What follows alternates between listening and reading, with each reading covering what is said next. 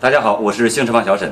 今天有位车主跟我说，他走这个柏油路面的时候没事，走那种水泥路面的时候有一种轻微的咯吱咯吱响。下面我来检查一下，看是哪里的原因。请检查这个底盘这边是这个拉杆响，我来晃一下试试。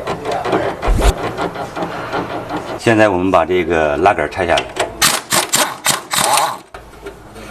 把下端也卸开。好，现在我把这个拉杆拿下来。好，现在拿掉它了。这个异响发出的声音主要是从这儿发出来的。防震套坏了以后进去泥沙，然后导致磨损，嘎吱嘎吱响。我们现在只能换一个新的了。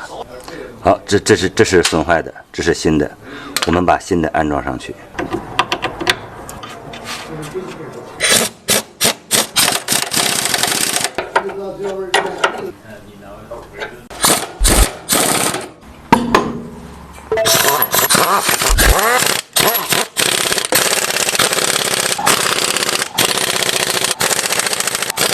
好，刚才我们也看到了，这个拉杆球头是刚才换下来的，造成这个平衡杠球头这个连接的这个响音是什么原因造成的？这辆车是经常在乡下水泥路不平的道路上行驶，而且开的比较速度快，颠簸的速度也比较快，它也属于是自然老化。所以说下一次就是说，我们在这个不平的道路上开车的时候，尽量把速度控制在这个比较适中的范围。